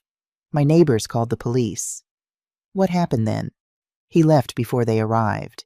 But the next day I found my passport in my mailbox. Burned. Just ashes in an envelope. She looked directly at the jury. That was his way of saying I wasn't allowed to leave. Literally. Did you report it? I tried. I went to his father. Harold Ashford was a judge then. I thought he'd help. Instead, he told me that if I pursued this, he'd make sure I never practiced law in South Carolina. I was 23 and scared. So I left. Moved to Georgia. Started over. Preston's cross-examination was brutal. Ms. Laurent, you admit there was no physical violence, correct? And you never filed a police report about this alleged passport burning. I was threatened. So no police report, no evidence, just your word against a respected lawyer 12 years later when there's money to be gained from this case. I'm not getting any money from this case. But you hope to, don't you? Damages, publicity, a book deal perhaps. Objection. James was on his feet. Counsel is badgering the witness. Sustained. Mr. Caldwell, move on. But the damage was done. Some jurors looked skeptical again. Rebecca Winters was next. She was 34, a corporate lawyer herself now, and she came prepared. I dated Marcus Ashford in college, she said, for 6 months. When I tried to break up with him, he stalked me, showed up at my dorm, my classes, my job. I'd wake up and find him sitting in his car outside my window. It was terrifying. Did you report it? Yes, to campus security. They talked to him. It stopped for a week, then started again. I went to the dean. The dean called Harold Ashford. Marcus's father was a major donor. The dean suggested I was overreacting, that Marcus was just lovesick. What did you do? I transferred schools, middle of senior year, lost all my credits, had to start over at a different university. That's how scared I was. She pulled out a folder. I kept everything. Emails where he threatened to kill himself if I didn't take him back. Photos he took of me without permission through windows at the gym walking to class. I've been holding on to these for 12 years, waiting for someone to believe me. Preston tried to discredit her, too. But Rebecca was a lawyer. She knew how to handle cross-examination. Ms. Winter's college students often have dramatic breakups. This wasn't dramatic. It was criminal. Stalking is illegal in South Carolina, Mr. Caldwell, even if the victim is young and scared and doesn't know how to fight back. Point to Rebecca. Day 3. The housekeepers. Linda Washington took the stand. She was nervous. This was a black woman testifying against one of Charleston's most powerful white families, but she told the truth anyway. I worked for the Ashfords for 18 months. I saw how they treated Miss Valentina, like she was invisible, like she didn't matter. Can you give us an example? Yes. One day Miss Valentina came downstairs for breakfast. Mrs. Vivian looked at her and said, "Nobody asked you to join us." Miss Valentina apologized and went back to her room.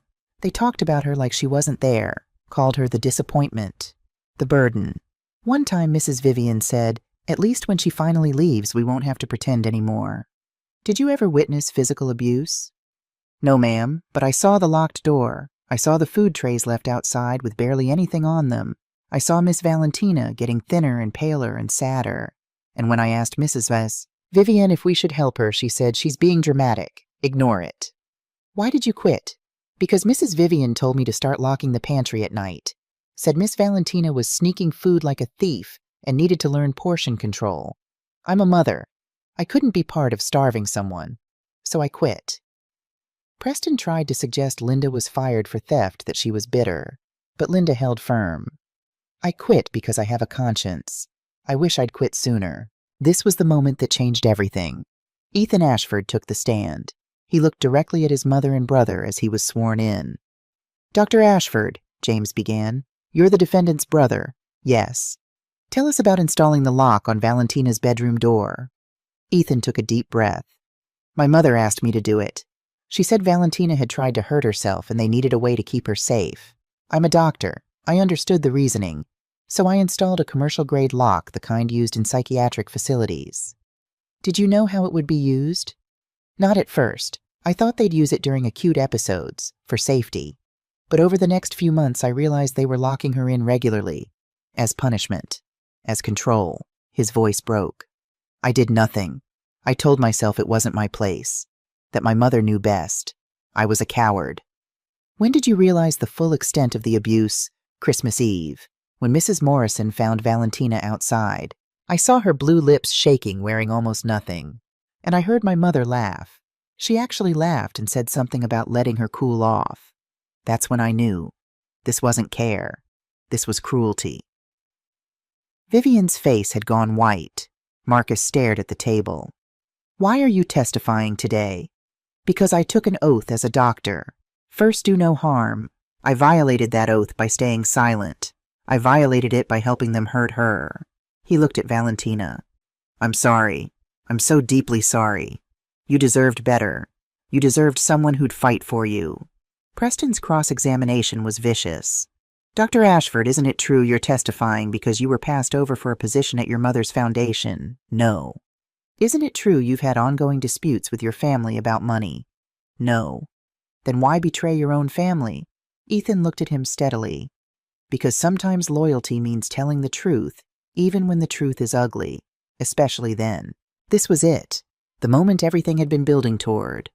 Valentina wore a simple gray dress, no jewelry except a small locket I'd given her years ago. Her hair was pulled back in a neat bun. She looked small walking to the stand, but her voice was steady when she took the oath. "Do you swear to tell the truth, the whole truth, and nothing but the truth?" "I do." James approached her gently. "Valentina, I know this is difficult. Take your time. If you need a break, just say so." She nodded. "Tell us how you met Marcus Ashford." "At a charity event 4 years ago. I was working as an interior designer. He was charming, funny. He made me feel special. A small, sad smile. He loved that I wasn't from old Charleston money, said I was refreshingly real." "When did things change?" "After we got engaged. Little things at first. He'd comment on what I wore, suggest I might want to lose 5 pounds.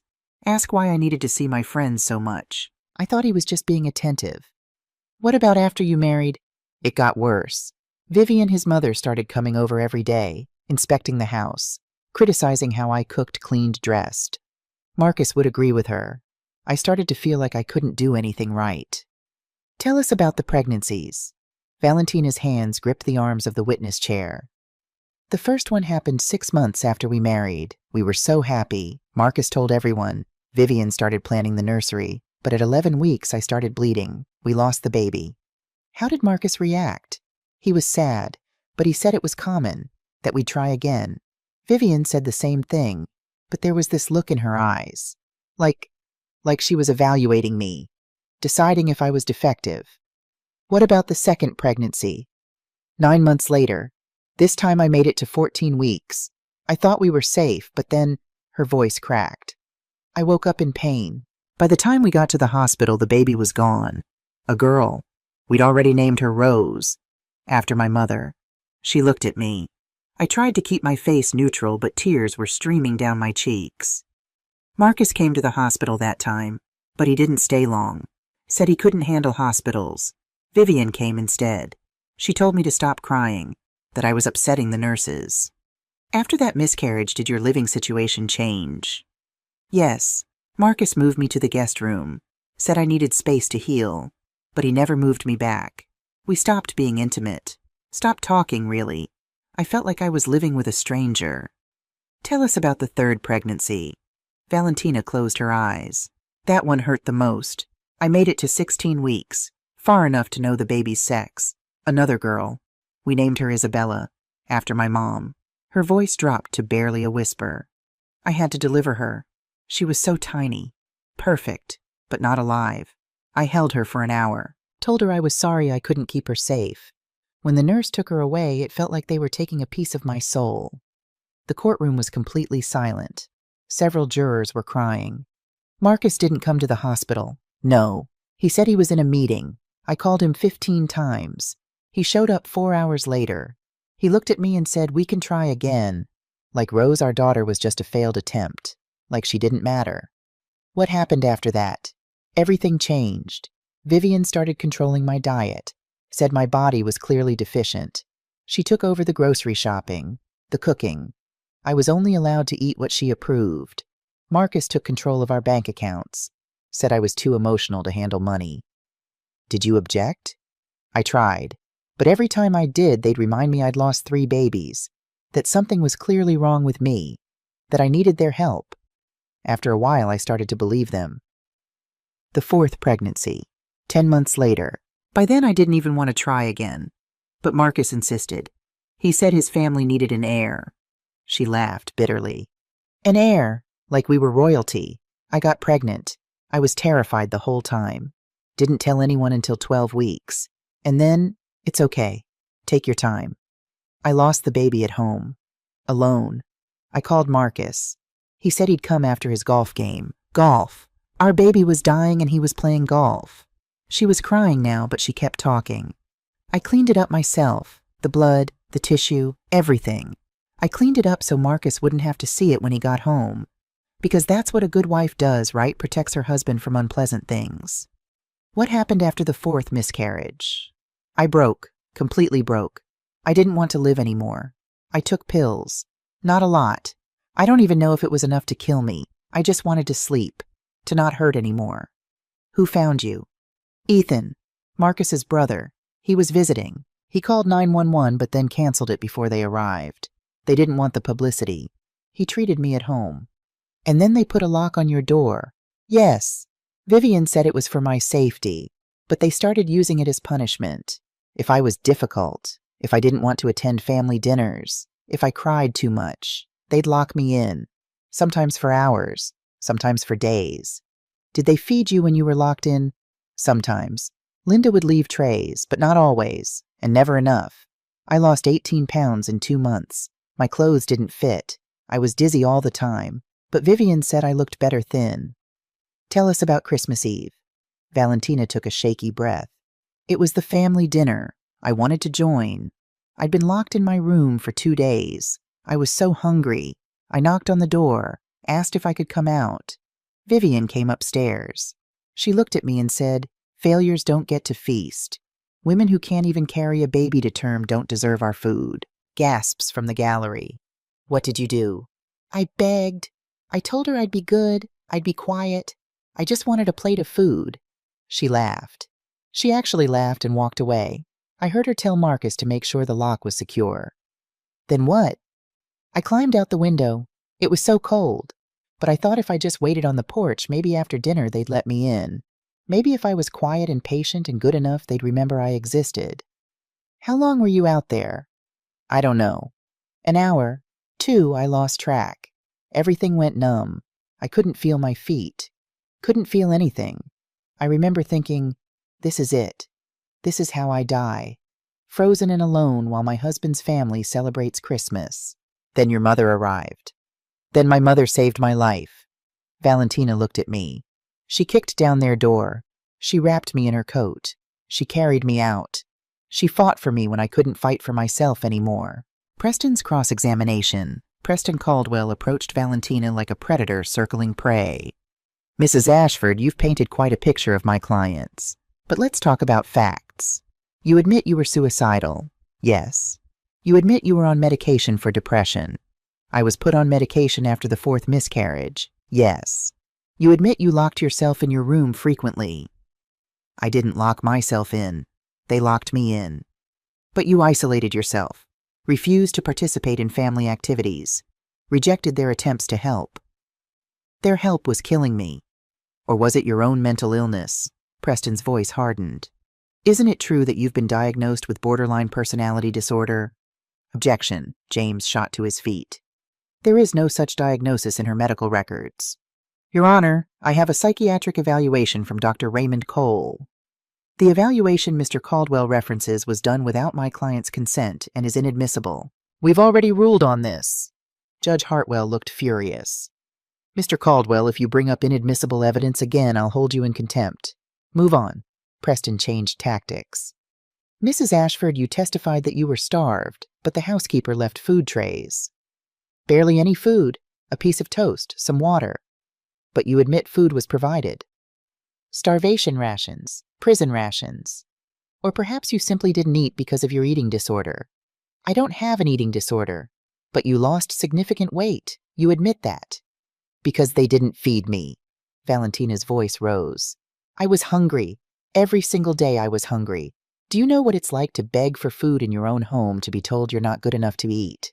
Preston didn't answer. He just let her outburst hang in the air as if it proved she was unstable. No further questions. James's redirect, James approached Valentina gently. One more question. Valentina, why are you here today? Because I don't want anyone else to go through what I went through. I don't want other women to think that abuse has to leave bruises to be real. I don't want daughters to feel like they deserved it because they couldn't have children. She looked at the jury. If I stay silent, the Ashfords win. If I speak up, maybe I save someone else. Thank you. No further questions. April 3rd, 2025. After 2 weeks of testimony, it came down to this. The final arguments. Preston went first. Ladies and gentlemen, you've heard a lot of emotional testimony, and I don't doubt that Valentina Morrison Ashford suffered. Loss is suffering. Depression is suffering. But suffering doesn't equal abuse. My clients tried everything to help a deeply troubled woman. Were they perfect? No. Did they make mistakes? Probably. But did they abuse her? The evidence says no. He paced in front of the jury. Think about what you've actually seen. A locked door for safety after a suicide attempt. Separate bedrooms because Marcus couldn't bear to watch his wife suffer. Controlled finances because someone in the throes of depression shouldn't be making major financial decisions. Every action had a reasonable, loving explanation. The prosecution wants you to see malice where there was only concern. They want you to punish a family for trying to help. Don't let emotion cloud your judgment. Look at the facts.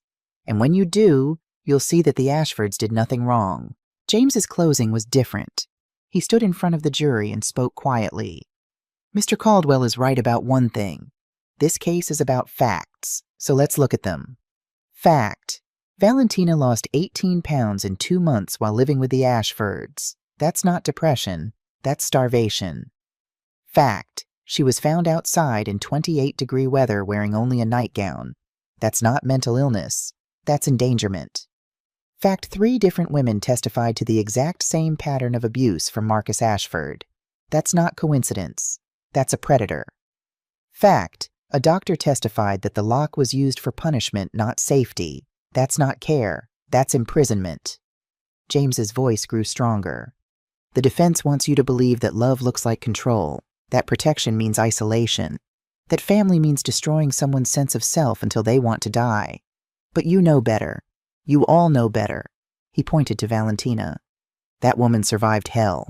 She survived abuse disguised as care cruelty, disguised as concern torture, disguised as love. And now she's asking you for one thing, Justice.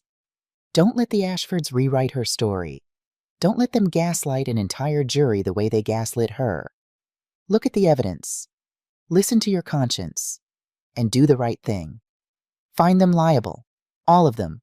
Send a message that abuse is abuse, no matter how rich the abuser, no matter how respected, no matter how long their family has lived in Charleston. Give Valentina what she deserves. Give her justice. April 5, 2025. The jury deliberated for 9 hours. 9 hours of sitting in that courthouse hallway, drinking terrible coffee, staring at the walls. Nathan sat with us the whole time. He held Valentina's hand. She didn't pull away. Diane paced. James reviewed his notes for the 100th time. Ethan sat in a corner, his head in his hands. I just prayed. At 4:47 p.m., the bailiff came out. Jury's back. The courtroom filled quickly. Press, spectators, the Ashfords looking confident despite everything. All rise. Judge Hartwell entered. We stood. Be seated. Madam Foreperson, has the jury reached a verdict? A woman in her 50s stood up. We have your honor. In the matter of Morrison Ashford versus Ashford on the charge of intentional infliction of emotional distress, how do you find? We find for the plaintiff, liable. A roar went through the courtroom. Judge Hartwell banged her gavel. On the charge of false imprisonment, liable. On the charge of financial abuse and fraud, liable. With each verdict, Vivian's face grew paler. Marcus stared straight ahead, his jaw clenched so tight I thought it might break. As to damages, has the jury reached a decision? We have your honor. We award the plaintiff $140,000 in compensatory damages for stolen funds, $75,000 for medical and therapeutic costs, and, she paused, $500,000 in punitive damages. The courtroom exploded. Half cheered, half gasped. Judge Hartwell banged her gavel repeatedly. Order, I will have order. When it quieted, she continued, additionally, I'm granting the restraining order. Marcus and Vivian Ashford are to stay at least 500 feet from Valentina Morrison at all times. Violation will result in immediate arrest. As to the divorce, it is granted with cause. The marital home will be sold and proceeds split 50-50. All personal property belonging to Valentina is to be returned within 48 hours. She looked directly at the Ashfords. This court finds that Marcus and Vivian Ashford engaged in a systematic pattern of psychological abuse, financial control, and false imprisonment. While South Carolina law limits my ability to impose criminal charges in civil court, I am referring this case to the district attorney for potential criminal prosecution. Vivian stood up, her voice shrill. This is a travesty. We are the victims here. Mrs. Ashford, sit down or I'll hold you in contempt. You can't treat us like this. My family has been in Charleston for 200 years. Yes, I've heard. Repeatedly. Judge Hartwell's voice was ice. Your family legacy means nothing in my courtroom. Justice is blind to bank accounts and last names. You will sit down. Vivian sat, her hands shaking with rage. Court is adjourned. We spilled out into the hallway. Valentina collapsed into my arms, sobbing not sad tears, but relief, release, victory. Nathan was there immediately, wrapping both of us in his arms. Diane was crying. James was grinning ear to ear. We did it, Valentina whispered. Mom, we did it. You did it, baby. You told your truth and they believed you. Reporters swarmed us. Cameras flashed. But I didn't care anymore. Let them take pictures of us celebrating. Let them show the world what victory looks like. Behind us I heard Vivian's voice, sharp and bitter. This isn't over. We'll appeal. Mother, stop. It was Marcus. He looked broken, defeated. Just stop. For the first time since this whole ordeal began, I saw something human in his eyes. Something that might have been shame, or regret, or both. He looked at Valentina. I'm sorry. he said quietly. I'm so sorry. Valentina didn't respond, just turned and walked away. Some apologies come too late. The city had changed for us. Or maybe we'd changed and the city just looked different now. I stood in my new apartment, bigger than the old one, with enough space for Valentina to have her own studio for painting. She'd moved out 3 months ago into her own place, but she'd asked me to keep the studio just in case. Just in case she needed to escape. Just in case the nightmares got too bad. Just in case. But the nightmares were getting fewer. The therapy was working. Sarah Chen had told me last week that Valentina was one of the most resilient survivors she'd ever treated. My phone rang. Diane. Have you seen the news? What news? Turn on CNN. I grabbed the remote. And there it was. South Carolina passes Valentina's Law. Emotional abuse now recognized as domestic violence. The news anchor explained, in a landmark decision, South Carolina has expanded its legal definition of domestic violence to include emotional abuse, financial control, and psychological torture. The law, nicknamed Valentina's Law after the survivor whose case inspired it, passed the state legislature with bipartisan support. They showed footage from the bill signing. The governor spoke. For too long, we've told survivors that abuse only counts if it leaves visible scars, but some of the deepest wounds are invisible. This law says we see you, we believe you, and we will protect you. I sat down on my couch and cried. 3 months ago, Valentina had testified before the state legislature. She'd told her story again this time to lawmakers instead of a jury, and they'd listened. Now, because of her courage, thousands of other people would have legal protection. My phone buzzed. A text from Valentina. Valentina, Mom, did you see we did it? We actually changed the law. Me. You did it, sweetheart. I just kicked down the door. You did the rest. Valentina couldn't have done it without you. Come to dinner tonight. I'm making lasagna. Nathan's coming too. There it was. That little emoji. The smile. She was smiling again. Me, I'll be there that evening. Valentina's apartment. Valentina's new place was small but perfect. Second floor walk-up in the French Quarter. Exposed brick. Hardwood floors. Windows that let in golden evening light. And paintings. Everywhere. Her paintings. Bold, colorful, alive. This is incredible, Val, I said, looking at a canvas of a phoenix rising from flames. Thanks. I'm selling them now. There's a gallery on King Street that wants to feature my work. She smiled. Turns out trauma makes for compelling art. How very Frida Kahlo of you. Right. The door opened.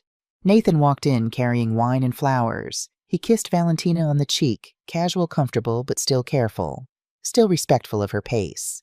They'd been dating for 2 months, if you could call it dating. Mostly it was dinners and movies and long walks where they talked about everything except the trial. Nathan was patient. Nathan understood that healing wasn't linear. Over dinner, Valentina told us about her new job. She'd gone back to interior design, but now she specialized in creating safe spaces for abuse survivors, shelters, transitional housing, places where people could feel protected. I got a call from a shelter in Colombia, she said. They want me to redesign their facility, make it feel less institutional, more like a home. That's perfect for you, Nathan said. I think so too, and the pay is good. I can finally afford to... She stopped. To what? I asked. To pay you back, for the lawyer, the therapy, all of it. Valentina, no, I don't want... Mom, please, let me do this. Let me take care of myself. She reached across the table and squeezed my hand. You saved my life. Now let me live it. I looked at my daughter, 28 years old, stronger than steel, more beautiful than ever. Okay, I whispered. Okay. After dinner, Nathan helped with dishes while Valentina made coffee. I found myself alone with him in the kitchen. You love her, I said quietly. It wasn't a question. Nathan didn't even try to deny it. I do, have for years, but she knows I'm not expecting anything. I'm just here for whatever she needs. She needs someone who sees her as whole, not broken. She is whole. She's the strongest person I know, aside from you, Coach. Don't make me cry into this casserole dish. He laughed. Wouldn't dream of it. Valentina came back with coffee. We sat on her couch, the three of us, and talked about nothing important. Movies, books, The fact that Thanksgiving was coming up and we should probably start planning. Normal. We talked about normal things. It felt revolutionary. The consequences for the Ashfords had been swift and severe. Vivian was forced to resign from every board she'd ever sat on. The women's shelter, the historical society, the garden club. Her social standing, the thing she'd valued most, was gone. Marcus lost 80% of his clients. His law firm politely suggested he take early retirement. He sold the house and moved to Atlanta. Rumor had it he was in therapy himself now, learning what he should have learned decades ago. Harold died of a heart attack in August. Some said it was the stress. Others said it was karma. Ethan kept his medical practice. He'd become an advocate for abuse survivors himself, speaking at medical conferences about recognizing the signs. He and Valentina had coffee once a month now, rebuilding trust slowly. As for criminal charges, the DA had filed charges of false imprisonment and fraud. The trial was scheduled for next year. We'd have to testify again. But we were ready. June 2026, Charleston Women's Shelter. The conference room was packed. 200 people, survivors, activists, journalists, lawmakers. All here for the premiere of the HBO documentary. Kicked down the Valentina Morrison story. I sat in the back with Nathan, Diane, and Ethan. Valentina was in the front row with Sarah Chen and James. She'd been interviewed extensively for the documentary. So had I. So had dozens of people whose lives had been touched by her story. The lights dimmed. The film began. For 90 minutes, we watched our story unfold on screen. The Christmas Eve rescue, the trial, the verdict, the law being passed. Interviews with other survivors who'd come forward because of Valentina's courage. It was brutal, beautiful, true. When it ended, the room erupted in applause, a standing ovation that went on for 5 minutes. Then Valentina stood up to speak. Valentina's speech. My name is Valentina Morrison. 2 years ago I was dying, not from disease, from abuse, from a family that taught me I was worthless because my body couldn't do what they wanted it to do. Today I'm alive. I'm healing. I'm painting. I'm designing spaces where other survivors can feel safe. I'm falling in love with a man who thinks I'm incredible exactly as I am. She looked at Nathan. And I'm using my voice to make sure what happened to me doesn't happen to anyone else. This documentary isn't about me. It's about the thousands of people, mostly women, but not always, who suffer in silence because they don't have bruises to show a police officer, because their abuse is invisible, because people tell them it's not real abuse if no one hits you. But I'm here to tell you it's real. Your pain is real, your fear is real, your trauma is real, and you deserve help. If you're watching this and you're scared, tell someone, anyone. Leave a note at a library. Call a hotline, text a friend. Someone will kick down your door. You just have to let them know where the door is. To my mother, Isabella Chen Morrison, you taught me that strength isn't about never falling down. It's about getting back up. And sometimes it's about letting someone help you up. Thank you for being my someone. To Nathan, Sarah, Diane, James, Ethan, Sophia, Rebecca, Linda, you are my family now. Not the family I was born into, the family I chose. Thank you for choosing me back. And to the Ashfords, she paused, I forgive you, not because you deserve it, but because I deserve peace. And carrying hatred is like drinking poison and expecting you to die.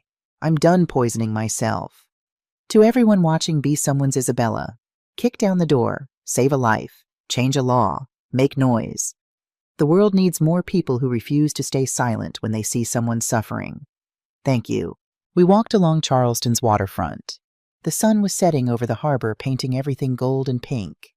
Valentina walked between Nathan and me, arms linked with both of us. I'm proud of you, I said. I'm proud of us, she corrected. We did this together. So what's next? Nathan asked. Book deal, TED Talk, world domination. Valentina laughed. Maybe just living, going to therapy, designing beautiful spaces, dating a really patient cop. She bumped Nathan with her shoulder. Maybe getting a dog. A dog, I said. Very ambitious. Baby steps, Mom. Baby steps. We walked in comfortable silence. I thought about everything we'd been through, everything we'd survived, everything we'd won. 2 years ago, I'd kicked down a door and found my daughter dying. Now she was choosing to live. Loudly, fully, completely. That was the real victory. December 24th, 2026, 2 years later, Christmas Eve. Again. But this time we celebrated at my apartment. Small gathering. Just family, the chosen kind. Valentina and Nathan officially engaged as of last week. She said yes with tears streaming down her face. Diane and her girlfriend who'd flown in from Atlanta, James and his husband, Sarah Chen, Ethan, Linda Washington, Sophia Laurent who drove up from Savannah, people who'd believed us, fought for us, stood with us. We cooked together, laughed together, toasted with champagne when Valentina and Nathan showed off the engagement ring. Speech, someone shouted. Valentina stood up, grabbing Nathan's hand. 2 years ago, I was freezing to death on a porch. Today, I'm standing in a room full of people who love me, who see me, who believe that I deserve happiness. I'm not going to say that everything happens for a reason. I don't believe that. But I do believe we can create meaning from suffering. We can take pain and turn it into purpose. So here's to purpose. Here's to choosing family instead of accepting the one you're born into. Here's to mothers who kick down doors. Here's to cops who care. Here's to lawyers who fight. Here's to doctors who tell the truth. Here's to survivors who survive. She raised her glass. And here's to love, the real kind. The kind that doesn't lock doors. The kind that sets you free. To love, we all echoed. Later, after everyone had left, I found Valentina on my balcony. She stared out at Charleston's twinkling lights. You okay? I asked. Yeah, just thinking about how different everything is. 2 years ago, I wanted to die. Now I want to live so badly it scares me sometimes. That's not scary, baby. That's beautiful. I know, but sometimes I worry it'll all get taken away, that I'll wake up and be back in that room, that locked room. I put my arm around her shoulders. That room doesn't exist anymore. Marcus sold the house. Someone else lives there now. And even if the room still existed, you'd never be in it again. Because I'd kick down every door in Charleston before I let that happen. She leaned her head on my shoulder. I know, you're kind of a badass mom. Kind of, okay, definitely a badass. We stood there watching the city lights. My daughter, alive, safe, happy. I'd spent my life teaching people how to fight. But the most important fight I'd ever won wasn't in a ring or a tournament. It was here. It was this. It was her. As of December 2026, Valentina's law has been adopted by 11 states, with 23 more considering similar legislation. Marcus Ashford was convicted of fraud and false imprisonment in November 2026. He is currently serving a 3-year sentence.